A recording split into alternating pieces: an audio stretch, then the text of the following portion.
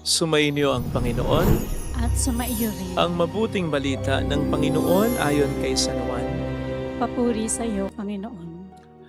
Noong panahong iyon, sinabi ni Jesus sa mga Hudyo, "Tandaan niyo, ang namumuhay ayon sa aking aral kailanmay di makararanas ng kamatayan."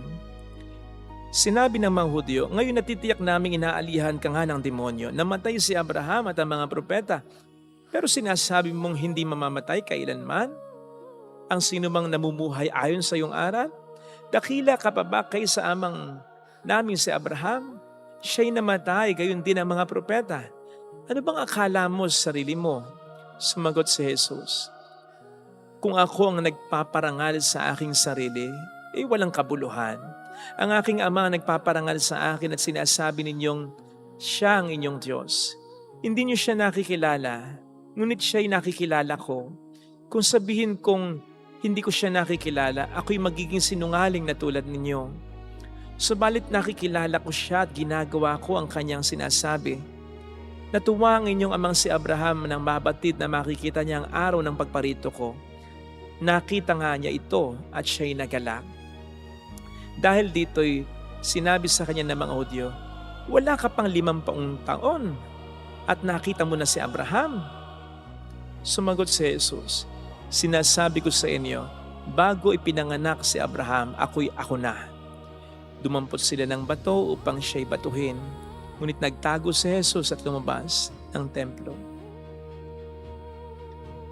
Mga kapatid, ang mabuting balita po ng Panginoon. Pinupuri ka namin, Panginoong Hesukristo. Sino po dito ang gustong mamatay? Taas ang kamay.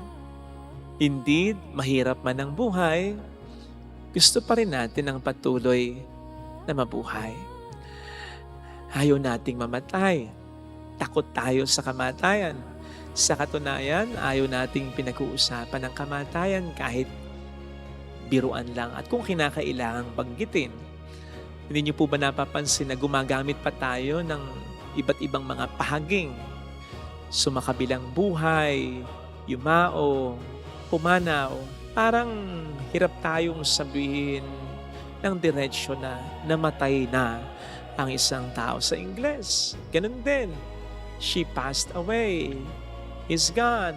We lost him. Pero sa kabila ng katotohanan na ayaw natin ng kamatayan, gusto nating mabuhay, kung bakit hanggang ngayon, hindi pa rin natin ito nagagawa ng paraan. Kahit gaano na katalino, kahusay ng tao, wala siyang maimbentong paraan para solusyonan ang kamatayan. Ang basic na dahilan ay sapagkat hindi naman ang tao ang siyang may bigay ng kanyang buhay.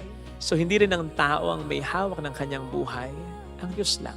Kaya ang Diyos lang ang makababawi at makadudugtong ng buhay. Yan po ang sinasabi ni Kristo bilang katotohanan sa kanyang sarili.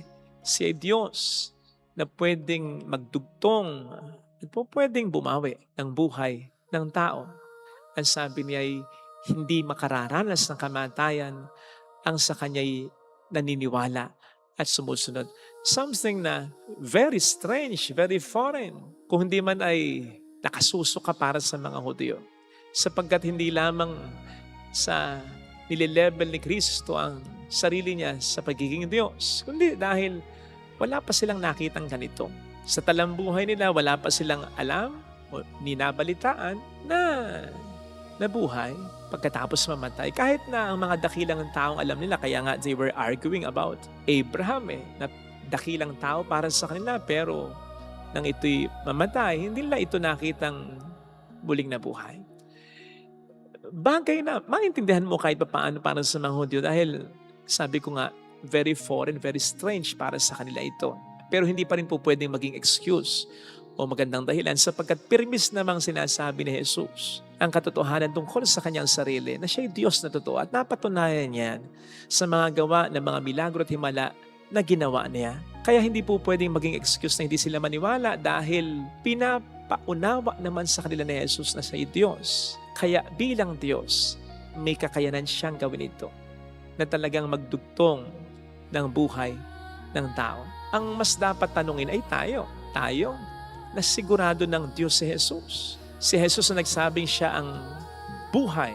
Si Jesus ang siyang nagsabing ang naniniwala at nananalig sa Kanya kahit mamatay ay muling mabubuhay.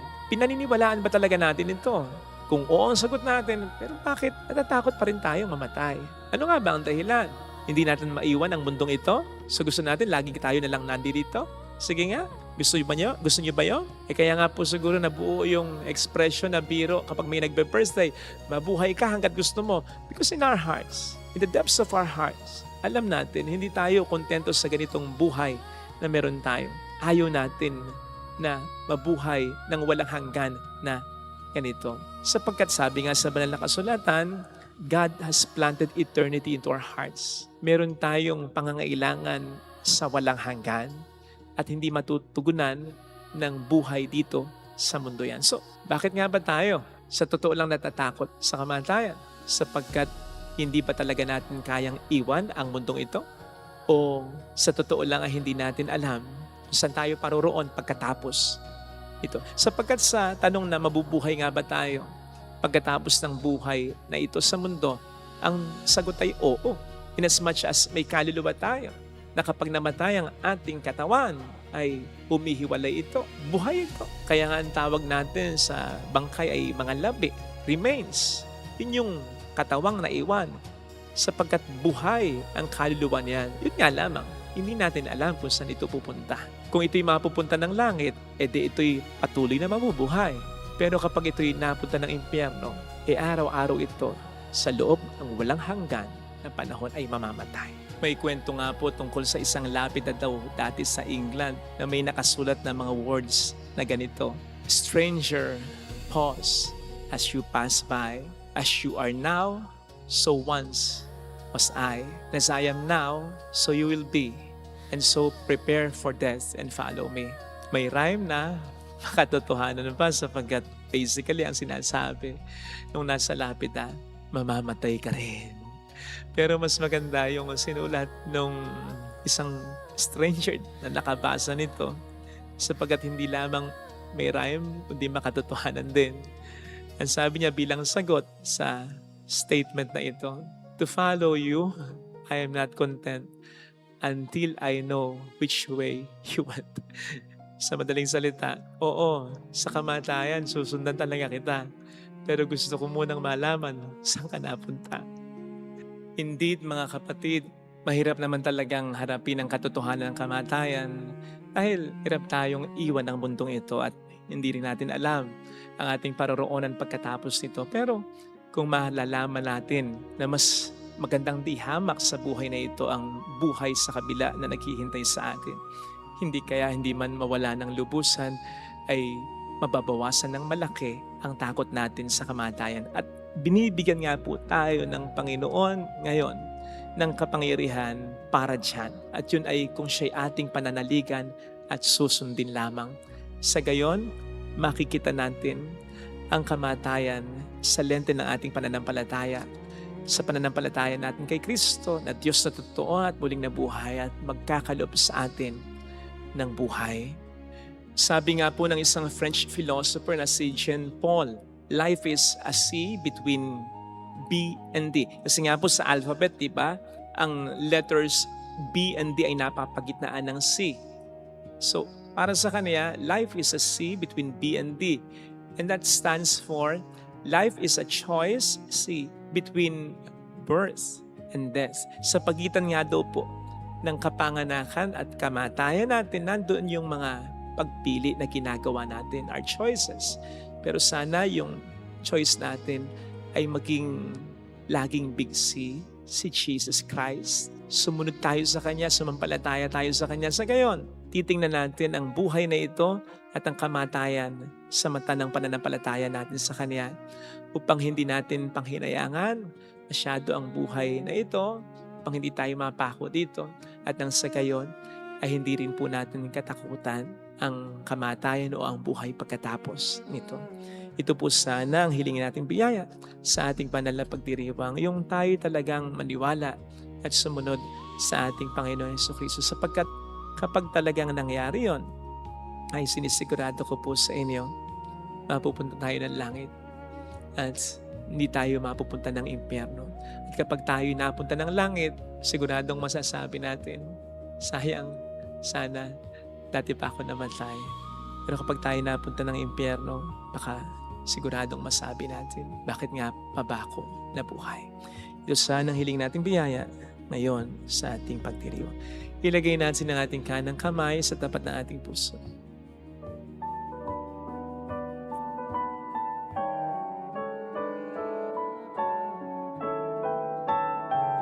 Awitin natin. Alam kong may magagawa ang Diyos.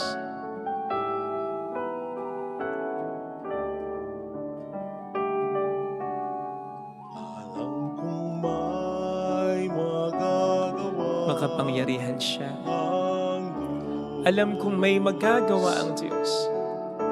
Alam kong may Walang imposible sa Kanya. magagawa ang Diyos. Kung ako'y magtatapat, Kung ako'y magtatapat sa Kaniya'y maglilingkod, sa Kanya'y maglilingkod. alam kong may magagawa ang Diyos. May magagawa ang Diyos. Alam kong diringgin ng Diyos ang samo ko, Alam kong di sapagkat anak niya ako. ng Diyos ang samo ko. Alam kong diringgin ng Diyos ang samo ko, Alam kong diringgin ng Diyos sapagkat alam niya ang pinagdaraan. samo ko. Kung ako'y magtatapat, Kung ako'y magtatapat sa Kaniya'y maglilingkod, sa Kanya'y maglilingkod. alam kong diringgin ng Diyos ang samo. Diringgin ng Diyos ang samo ko. Pumikit tayo. Panginoon, tulungan mo po kaming maunawaan na bilang lang at limitado lamang ang itatagal ng aming buhay dito sa lupa. Nang sa gayon, wala ka po kaming aksayihing mga pagkakataon sa bawat sandali. Paniwalaan ka namin, sundin ka namin, papurihan ka namin. Tulungan mo po kami, Panginoon, na walang pagsisihan. Pagdating ng aming mga kamatayan, maisulit nawa namin ang aming buhay. Tulungan mo po kaming manampalataya sa iyo sa paraan na gusto mo, nang sa gayon ay masunod din namin agad-agad ang kalooban mo. Mayroong magandang mangyayari sa higit pa sa inaasahan. Kung lalapit ka kay Jesus, maaaring matagal, maaaring maging mahirap, pero magiging maayos din ang lahat. Mayroong magandang mangyayari sa iyo.